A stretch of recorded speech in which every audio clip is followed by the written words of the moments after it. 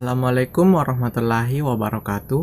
Perkenalkan, nama saya Muhammad Kasim dari kelas 11 TKJ 3. Pada kesempatan ini, saya ingin mempresentasikan tugas saya sebelumnya, yaitu proses komunikasi data dalam jaringan dalam mapel teknik layanan jaringan TLJ.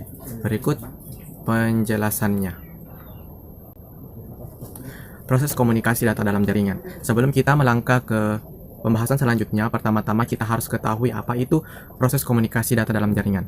Proses komunikasi data dalam jaringan adalah proses transmisi data yang berlangsung melalui satu titik ke satu titik atau satu titik ke banyak titik.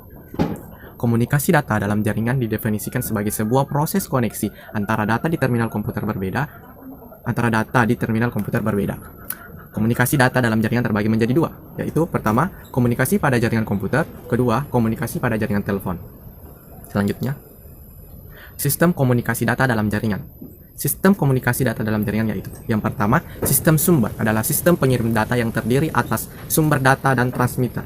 Sumber data atau source adalah unsur komunikasi data yang memiliki tugas untuk mengirim informasi seperti terminal, komputer, dan lain-lain ke tujuan dengan menggunakan jaringan. Tanpa adanya permintaan atau perintah, sebagai salah satu contoh interface pada komunikasi data, sumber tidak akan mengirim data ke tujuan. Untuk itu, jika sumber mengirim data, hal ini berarti setiap tujuan meminta data untuk menggunakan bahasa tertentu.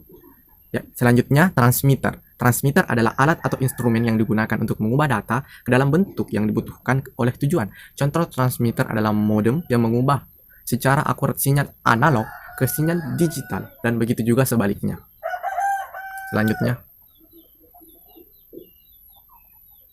yang kedua yaitu sistem transmisi. Sistem transmisi adalah sistem pengiriman data yang dapat berupa jaringan transmisi tunggal ataupun kompleks yang menghubungkan sumber data dan tujuan. Pengiriman data menggunakan sistem transmisi mengandung arti bahwa data dikirimkan melalui saluran komunikasi point to point atau point to multi-point, misalnya serat optik atau saluran komunikasi nirkabel.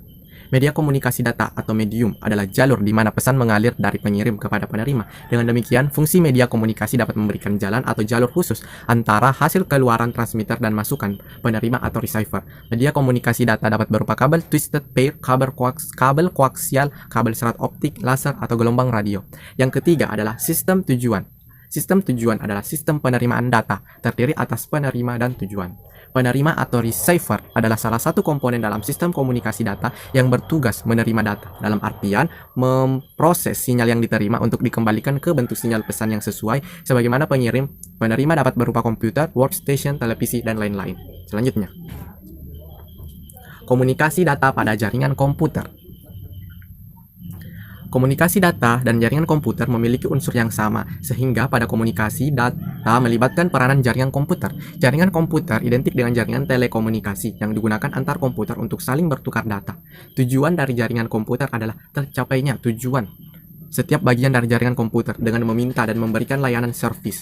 Pihak yang meminta atau menerima layanan disebut klien, dan pihak yang memberikan atau menerima layanan disebut server. Desain terjadi disebut sistem client server dan digunakan di hampir seluruh aplikasi jaringan komputer. Kabel transmisi digital dan piranti lunak sistem operasi dan aplikasi memiliki fitur-fitur jaringan yang harus diinstalasi pada masing-masing komputer. Komunikasi data antara komputer dapat memiliki tujuan untuk mengirim dan menerima data dari dan ke komputer lain. Misalnya, sebuah perusahaan melakukan komunikasi data kepada perusahaan lain sebagai pemakai informasi eksternal maupun kepada karyawan sebagai pemakai internal. Komponen utama pada komunikasi jaringan komputer ada 4, yaitu pertama, pengirim pesan atau sender adalah suatu proses di mana seseorang atau beberapa orang, kelompok, organisasi, dan masyarakat menciptakan dan menggunakan informasi. Yang kedua, protokol. Protokol adalah sebuah aturan atau standar yang mengatur untuk mengizinkan terjadinya hubungan, komunikasi, dan perpindahan data antara dua atau lebih titik komputer. Yang ketiga, media transmisi. Media transmisi adalah media yang menghubungkan antara pengirim dan penerima informasi data. Karena jarak yang jauh, maka data terlebih dahulu diubah menjadi kode atau isyarat, dan isyarat inilah yang akan dimanipulasi dengan berbagai macam cara untuk diubah kembali menjadi data. Yang keempat, penerima pesan atau receiver. Receiver atau penerima pesan adalah pihak yang menjadi sasaran pesan yang dikirimkan oleh sumber komunikator. Pertama-tama, sender mengirimkan sinyal informasi menuju receiver melalui protokol encode yang mengubah sinyal digital menjadi sinyal analog. Kemudian sinyal melalui media transmisi, dan melalui protokol kedua di-decode kembali menjadi sinyal digital sebelum masuk ke receiver. Dalam hal ini, protokol dapat diistilahkan seperti penerjemah informasi data. Perangkat atau piranti jaringan komputer. Berikut adalah perangkat atau piranti dari jaringan komputer. Yang pertama adalah komputer server. Komputer server merupakan salah satu perangkat yang sangat penting karena server merupakan pusat dari jaringan komputer. Semua data penting yang nantinya akan disebarkan melalui jaringan internet semua berada pada komputer server. Komputer server ini nantinya akan saling terhubung dengan komputer-komputer klien yang dapat mengakses data dari server tersebut. Yang kedua, komputer klien. Komputer klien atau user sering juga dikenal dengan istilah terminal atau workstation. Secara umum, komputer klien ini merupakan komputer umum yang digunakan untuk memperoleh data dari server. Berikut adalah gambar komputer server dan komputer klien. Ini adalah gambar komputer server dan ini adalah gambar komputer klien. Next. Yang ketiga adalah modem. Modem merupakan kepanjangan dari modulator dan demodulator. Secara harfiah itu berarti modem merupakan suatu bentuk komunikasi dua arah yang dimana modem bisa melakukan proses perubahan sinyal digital menjadi analog dan kemudian bisa merubah kembali sinyal tersebut menjadi digital agar digunakan di dalam komputer. Berikut adalah gambar modem. 4. Kabel jaringan dan konektornya. Kabel jaringan merupakan peralatan yang berfungsi sebagai media penghubung antara komputer dengan komputer atau komputer dengan perangkat jaringan lainnya. Sedangkan konektor adalah alat yang menghubungkan kabel dengan network adapter. Coba bayangkan, apabila tidak ada konektor, dengan cara bagaimana kabel-kabel jaringan dapat terhubung dengan network adapter atau NI atau NIC. Jenis konektor tentunya disesuaikan dengan jenis kabel yang digunakan. Berikut jenis-jenis kabel yang dipakai pada jaringan komputer. Yang pertama, kabel twisted pair terdiri dari UTP dan STP. UTP atau unshielded twisted pair adalah kabel yang tidak memiliki pelindung, sedangkan STP atau shielded twisted pair adalah kabel twisted pair yang memiliki pelindung, seperti pada gambar STP dan UTP. Sedangkan konektor yang dipakai oleh kabel twisted pair yaitu konektor RJ45. Tipe kategori kabel UTP atau unshielded twisted pair seperti pada tabel di bawah ini. UTP kategori 1 untuk analog, biasanya digunakan pada perangkat telepon atau komunikasi suara dan juga untuk menghubungkan modem dengan jaringan telepon. Yang kedua, UTP kategori 2, kecepatan data sampai 4 Mbps, digunakan pada topologi token ring. UTP atau STP kategori 3, kecepatan data sampai 10 Mbps, digunakan pada topologi token ring atau 10 base T. UTP atau STP kategori 4, kecepatan data sampai 16 Mbps, digunakan pada topologi token ring. UTP atau STP kategori 5, kecepatan data sampai 100 Mbps, digunakan pada topologi Star Ethernet 10 Mbps, Fast Ethernet 100 Mbps, token ring 16 Mbps. UTP STP kategori SE, 100 Mbps untuk 100 Mbps pada Fast Ethernet dan 1 Gbps pada Gigabyte Ethernet jarak 100 meter. STP kategori 6, 2,5 Gbps pada Gigabit Ethernet jarak 100 meter, 100 Gbps pada Gigabit Ethernet jarak 25 meter, 20,2 dB up to 155 MHz, 155 MHz atau 250 MHz. STP kategori 7, Gigabit Ethernet 20 atau 20,8 dB Gigabit Ethernet up to 200 MHz atau 700 MHz. Selanjutnya, yang kedua adalah kabel koaksial dan konektornya. Berikut adalah gambar kabel koaksial dan bagian-bagiannya, serta konektor yang dipakai adalah konektor BNC per T. Yang ketiga adalah kabel fiber optik dan konektornya. Ini adalah gambar kabel fiber optik dan bagian-bagiannya, dan konektor yang dipakai adalah konektor ST. Berikut gambarannya. Selanjutnya piranti pada jaringan komputer yaitu switch. Switch memiliki fungsi yang sama seperti hub, yaitu dapat membantu memecah-mecah jaringan lokal dari suatu komputer server atau host. Anda dapat menggunakan switch untuk mengkonvensikan lebih dari satu komputer klien ke dalam satu jaringan LAN atau lokal.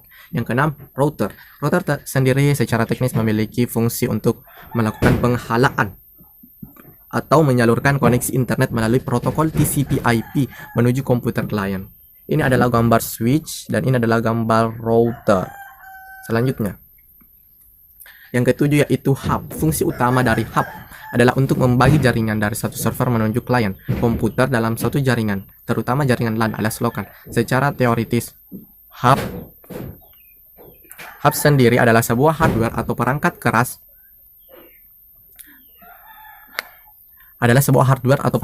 yang merupakan suatu central connection point pada suatu jaringan yang berfungsi untuk menerima sinyal dari server atau host dan kemudian mentransmisikannya ke klien yang akan membentuk suatu jaringan.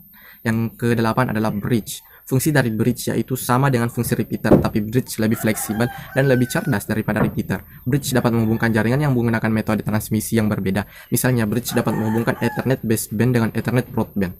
Ini adalah gambar hub dan ini adalah gambar bridge. Selanjutnya, yang kesembilan yaitu Network Interface Card (NIC). Ethernet card atau lebih populer dengan istilah LAN card adalah kartu jaringan yang berfungsi sebagai penghubung antar komputer dengan sebuah jaringan. Umumnya, NIC ini sudah terintegrasi dengan motherboard, komputer, dan laptop. Namun ada juga berupa kartu yang ditancapkan ke motherboard. Bahkan sering dengan maju perkembangan ada juga yang berupa USB. Yang ke-10, repeater. Repeater berfungsi untuk memperkuat sinyal dengan cara menerima sinyal dari suatu segmen jaringan lalu memancarkan kembali dengan kekuatan yang sama dengan sinyal asli pada segmen kabel yang lain. Ini adalah gambar NIC dan ini gambar repeater. Selanjutnya, yang ke-11 atau yang terakhir adalah access point. Access point adalah perangkat keras jaringan komputer yang menghubungkan piranti nirkabel tanpa kabel dengan jaringan lokal menggunakan teknologi seperti Wi-Fi, Bluetooth, wireless, dan lain sebagainya. Selanjutnya, ini adalah bagan gambar proses komunikasi data pada jaringan komputer. Pertama, sumber, lalu ke pemancar, sistem transmisi, ke penerima, dan ke tujuan. Server, modem, jarak telepon publik, modem, dan workstation. Setelah kita menjelaskan proses komunikasi data pada jaringan komputer, selanjutnya yang kedua yaitu komunikasi data pada jaringan telepon. Pertama-tama kita harus mengetahui apa itu komunikasi data pada jaringan telepon. Telepon adalah salah satu alat komunikasi yang bekerja untuk menyampaikan pesan suara melalui arus listrik. Telepon menggunakan transmisi sinyal listrik untuk bisa beroperasi sehingga dapat berkomunikasi dengan pengguna telepon lain. Pada umumnya, cara kerja jaringan telekomunikasi dengan mengubah suara menjadi sinyal komunikasi melalui perangkat telekomunikasi. Pada dasarnya, jaringan telepon dibagi menjadi dua, yaitu jaringan tetap dan jaringan bergerak. Jaringan tetap biasanya menggunakan kabel seperti telepon rumah ataupun telepon kantor. Telepon bergerak tidak menggunakan kabel seperti telepon seluler, radio, dan lain-lain. Kedua jaringan membantu manusia dalam berkomunikasi. Selanjutnya, macam-macam jaringan telepon. Pertama yaitu telepon kabel. Proses komunikasi telepon kabel memanfaatkan sistem wireline. Wireline sendiri merupakan media transmisi dengan perantara kabel untuk menghubungkan antara pengirim dengan penerima. Pengguna wireline biasanya karena alasan jarak dekat, namun bisa juga jarak jauh seperti pesawat telepon. Jaringan dengan kabel terdiri dari LAN, Local Area Network, dan jaringan LAN, MAN, Metropolitan Area Network, WAN, Wide Area Network, dan Internet. Ini adalah gambar telepon kabel.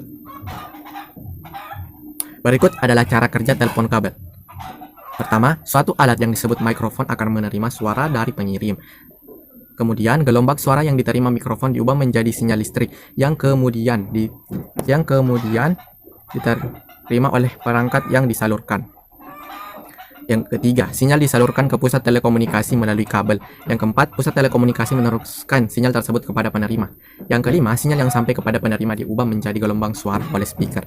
Ini adalah gambar dari bagian-bagian telepon kabel.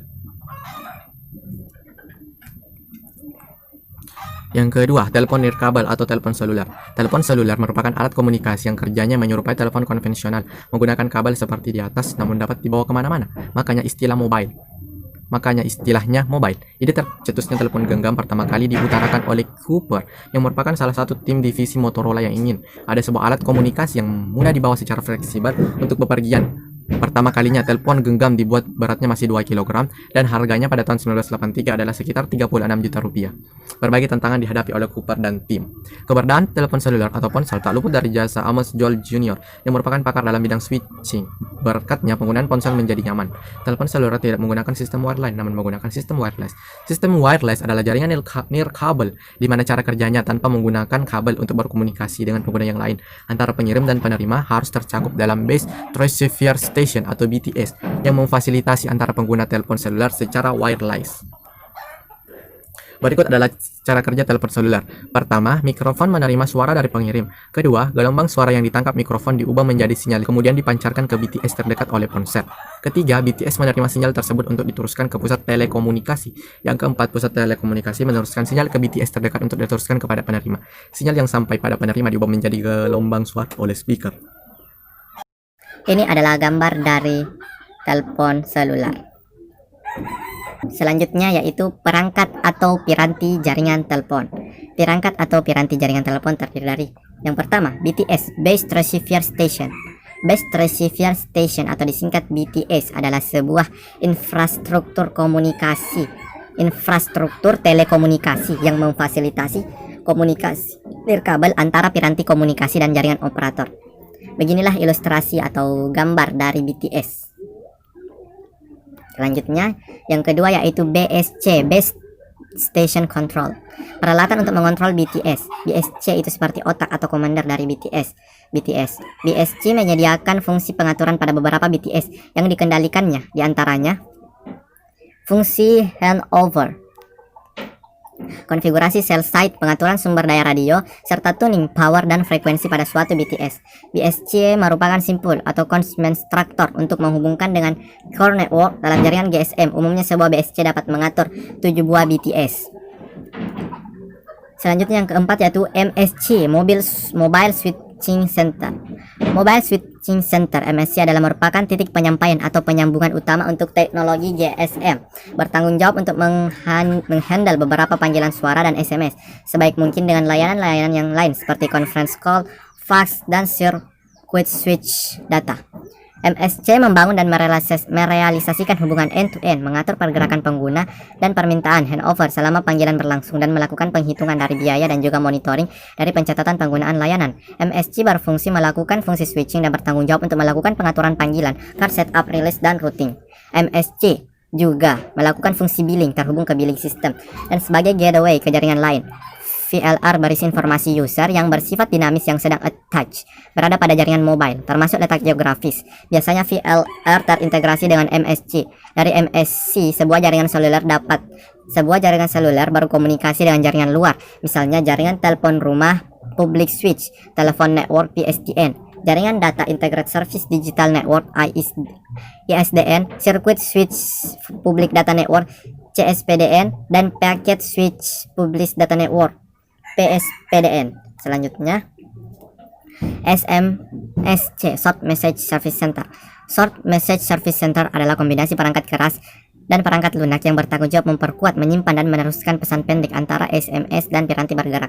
SMSC harus memiliki kehandalan, kapasitas pelanggan, dan throughput pesan yang tinggi. SMSC berfungsi menerima SMS yang dikirim, menyimpannya untuk sementara, dan mengirimkan SMS tersebut ke mobile subscriber MS ataupun tujuan. SMSC mempunyai peran penting dalam arsitektur SMS. SMSC berfungsi menyampaikan pesan SMS antar mobile station MS atau HP, dan juga melakukan fungsi store and forwarding SMS jika nomor penerima sedang tidak dapat menerima pesan. Di dalam jaringan, sebuah operator dapat mempunyai lebih dari satu perangkat SMSC sesuai besar trafik SMS jaringan tersebut. Berikut adalah cara kerja dari SMSC. Dari originator atau pengirim ke SMS center diproses, lalu ke receiver, penerima pesan dari originator atau pengirim. Selanjutnya, ini adalah proses komunikasi data pada jaringan Telkomsel. Pertama, dari HP1 atau pengguna mengirimkan pesan masuk ke BTS, lalu masuk ke BSC, masuk ke MSC, masuk ke SMSC, masuk lagi ke MSC, masuk lagi ke BSC, dan terakhir masuk ke BTS. Setelah itu, pesan diterima oleh HP2 atau pengguna atau penerima pesan. Sekian dan terima kasih. Apabila ada kata-kata yang salah, mohon dimaafkan. Wabillahi taufiq wal hidayah. Wassalamualaikum warahmatullahi wabarakatuh.